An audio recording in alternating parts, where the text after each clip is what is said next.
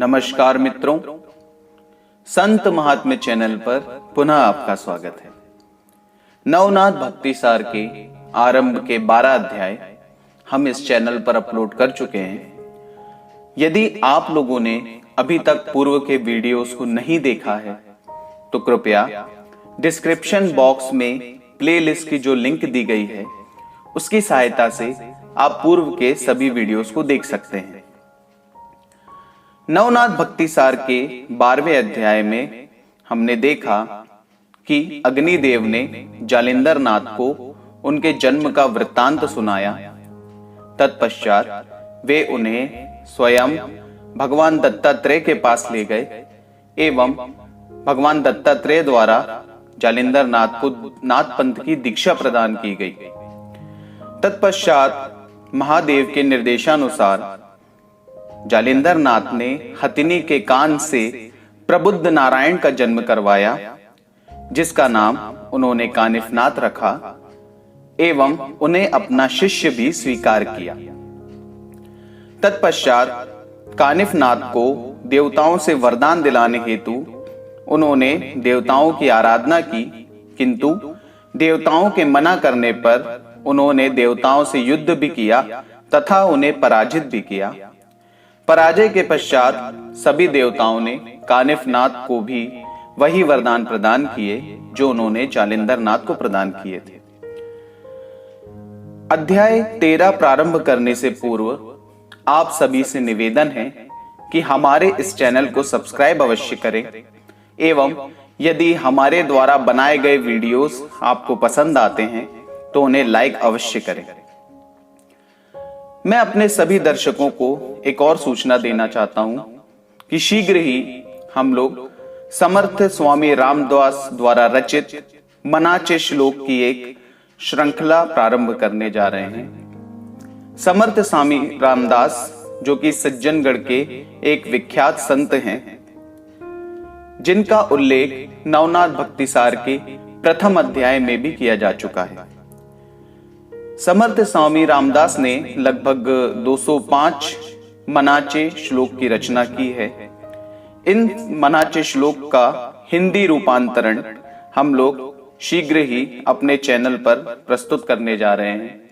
अतः आपसे निवेदन है कि हमारे चैनल को अवश्य सब्सक्राइब करें एवं बेल आइकन को भी प्रेस कर दें ताकि हम जो भी वीडियोस अपलोड करेंगे उसके नोटिफिकेशन आपको समय पर मिल जाए। मित्रों, आपके द्वारा की गई इस छोटी सी सहायता से हमें और भी अधिक आध्यात्मिक एवं धार्मिक वीडियोस बनाने की प्रेरणा प्राप्त होती है। तो चलिए प्रारंभ करते हैं नवनाथ भक्ति सार का अध्याय 13।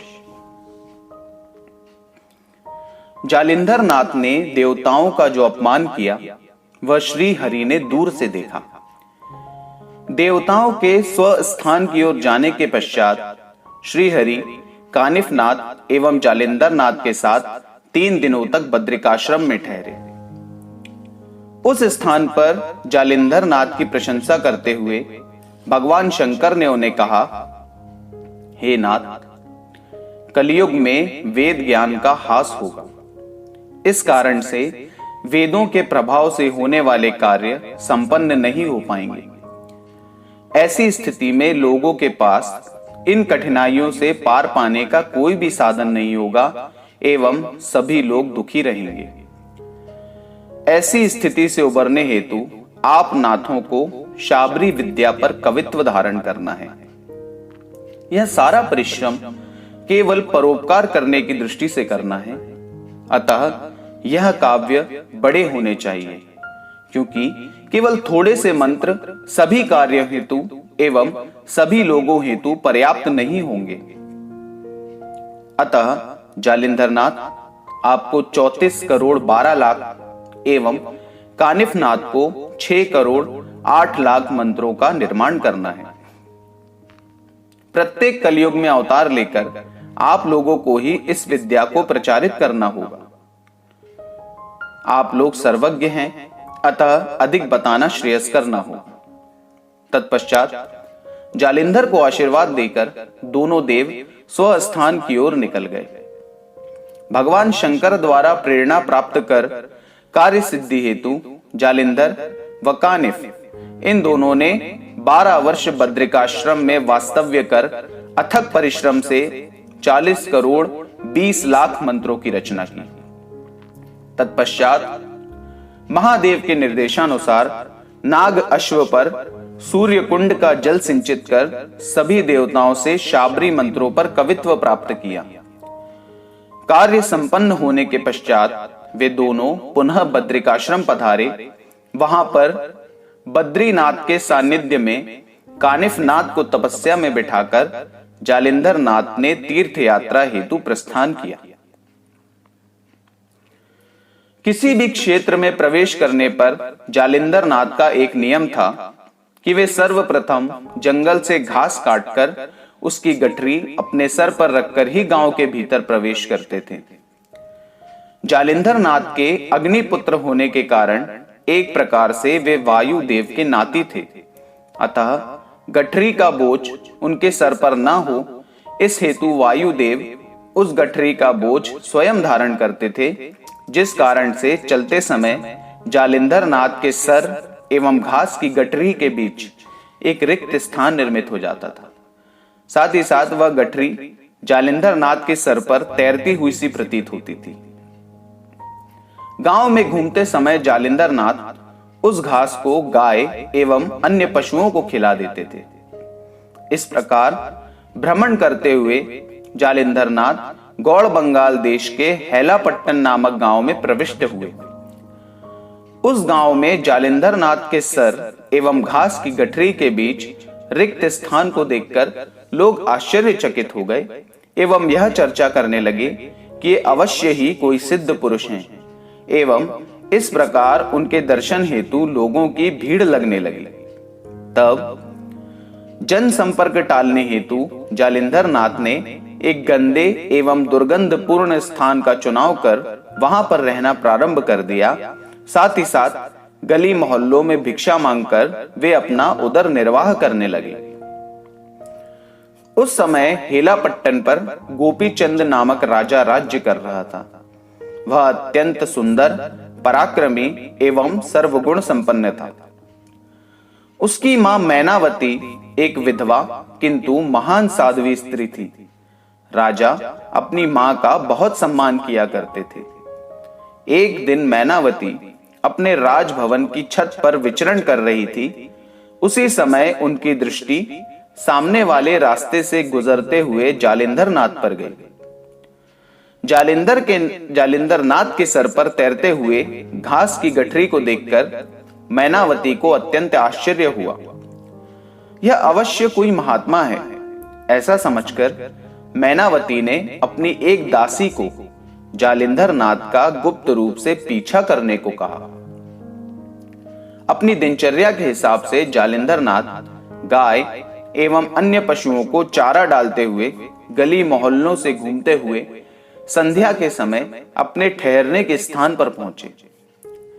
दासी ने पुनः राजभवन जाकर मैनावती को सर्व वृत्तांत सुनाया एवं दासी से उनके रुकने का स्थान मालूम कर मैनावती ने रात्रि काल में कुछ फल एवं मिष्ठान लेकर उसी दासी के साथ जालिंधर नाथ की ओर प्रस्थान किया। राजभवन से बाहर निकलते ही उन दोनों ने कंबल ओढ़ लिए। जालिंधर नाथ के पास पहुंचकर उन्होंने अपने साथ लाए हुए फल एवं मिष्ठान उन्हें भेंट कर उनके चरणों पर नमस्कार किया। तत्पश्चात मैनावती ने नाथ से उपदेश देने का आग्रह किया, जिस पर नाथ ने उन्हें गंदी गालियां दी एवं वहां से भगाने हेतु उन्हें पत्थर मारने लगे। किंतु मैनावती ने अत्यंत धैर्य का परिचय दिया एवं अपने निश्चय पर अडिग रही, जिस कारण नाथ ने क्रोध का त्याग कर प्रेम पूर्वक उनसे वार्तालाप किया। मैनावती ने कहा, हे महाराज, मैं राजा त्रिलोचन की पत्नी एवं राजा गोपीचंद की माता हूं। काल ने मुझसे मेरे पति को छीन लिया। तब से ही इस जन्म मरण के फेरे से मुक्त होने हेतु मैं निरंतर प्रयासरत हूं। अतः कृपा कर मेरा मार्गदर्शन करें कृपया मेरा परित्याग न करें, मुझे मृत्यु के भय से मुक्त करें। मैं आपकी शरण में आई हूं, मुझ पर कृपा करें।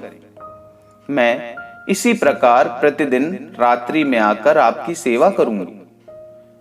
उस क्षण मैनावती के अटूट विश्वास को देखकर नाथ को अत्यंत संतोष हुआ, किंतु उन्होंने मैनावती के इस निवेदन पर कोई भी प्रतिक्रिया नहीं दिखाई। तत्पश्चात मैनावती ने जालिंधर नाथ की 6 महीने तक अत्यंत भक्तिभाव से सेवा की। एक दिन जब नाथ उनकी गोदी में सर रखकर विश्राम कर रहे थे, उसी समय माया से नाथ ने एक भ्रमर का निर्माण किया एवं उस भ्रमर से मैनावती की गोद में कटवाना प्रारंभ कर दिया। मैनावती ने उस वेदना को सहन किया, किंतु नाथ की निद्रा को भंग ना होने दिया। निद्रा से जागते ही नाथ ने मैनावती की गोद में हुए घाव एवं बहते हुए रक्त को देखा। मैनावती की भक्ति को देखकर प्रसन्न हुए नाथ ने उसी क्षण उन्हें तारक मंत्र का उपदेश दिया। उस मंत्र के प्रभाव से मैनावती को अद्वैत की स्थिति प्राप्त हुई। जालिंधर नाथ ने उन्हें अद्वैत का ज्ञान देकर मैनावती का जन्म सार्थक किया। मित्रों, नवनाथ भक्ति सार का 13वां अध्याय यहीं पर समाप्त होता है। नमस्कार।